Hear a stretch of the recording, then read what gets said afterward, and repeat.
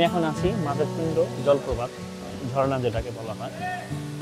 এখানে ঝর্ণা দেখা যাচ্ছে, পানির পরিমাণ খুবই কম। তারপরও এই সময় আইসা, চৈত্র মাসের দিনে আইসা যে পানি দেখতে পাবো আসলে সেটা আশা করি নাই। আল্লাহর বিশেষ রহমত, জলপ্রপাত আমরা দেখতে পারলাম। কি সুন্দর পানি, বিশাল উপর, অনেক উপর থেকে পানিটা পড়তেছে।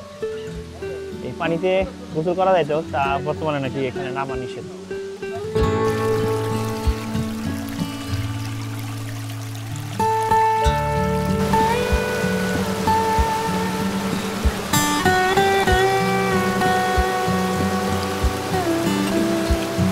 এই জায়গাটা সবচেয়ে আশ্চর্যজনক হইলাম, খুব ঠান্ডা। মানে এখন কিন্তু চৈত্র মাস, বাইরে বেশ গরম, আশেপাশে খুব গরম, কিন্তু এই জায়গাটায় একদম ঠান্ডা অনুভূতি হচ্ছে। দেখেন, আমি আরেকটু ভিতরে যা দেখাই আপনাদের। এটা একটা গুহার মতো।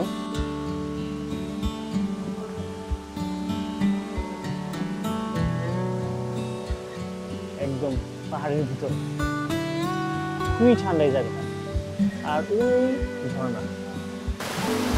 মাধবকুণ্ড জলপ্রপাত অবস্থিত মৌলভীবাজার জেলার বড়লেখা উপজেলায়। 162 ফুট উচ্চতার বিশাল এই জলপ্রপাত বাংলাদেশের সবচেয়ে বড়। প্রচলিত গল্প অনুযায়ী প্রাচীনকালে এক সাধক মাধব এখানে তপস্যা করেন। তার নাম অনুসারে এই কুণ্ডের নাম হয় মাধবকুণ্ড জলপ্রপাত। আজও ইতিহাস আর প্রকৃতি মেলবন্ধনে মাধবকুণ্ড দাঁড়িয়ে আছে রহস্যের নিঃশব্দ পরিবেশে। মাধবকুণ্ড পৌঁছানো এক রোমাঞ্চকর যাত্রা।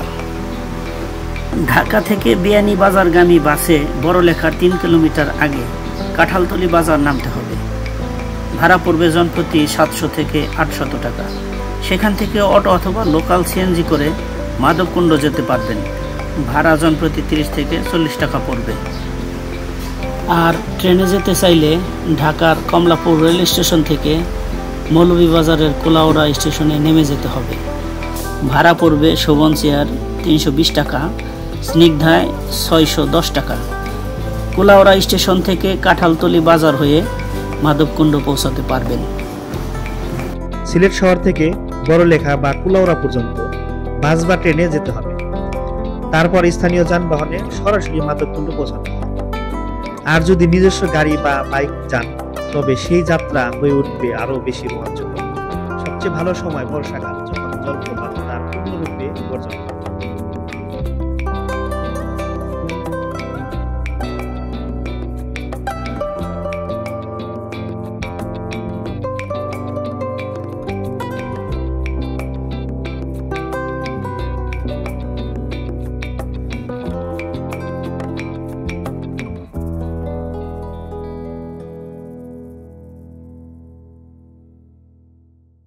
আমি এখন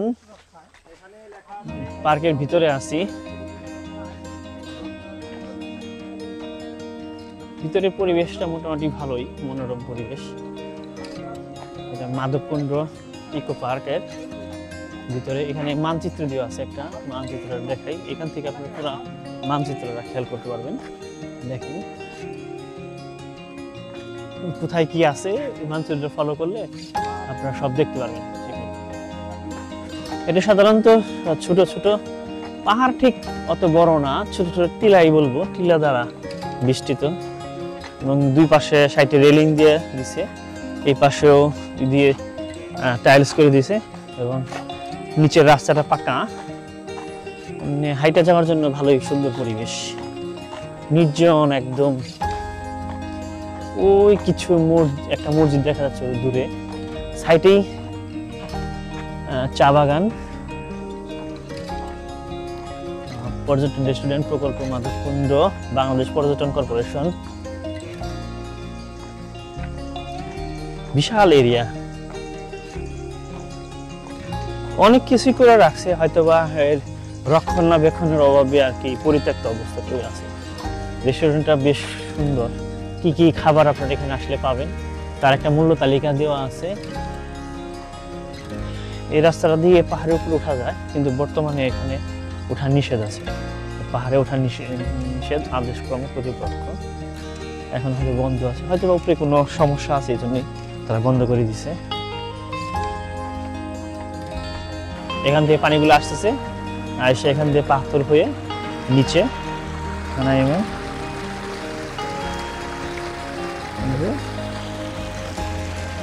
চলে যাচ্ছে।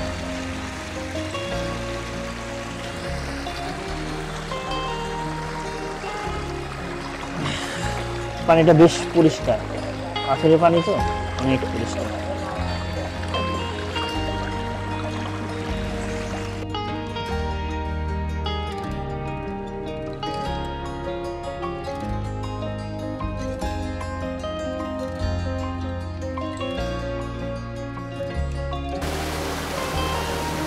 মাধবকুণ্ড কেবল একটি জলপ্রপাত নয়, এটি এক সম্পূর্ণ প্রকৃতি রাজ্য।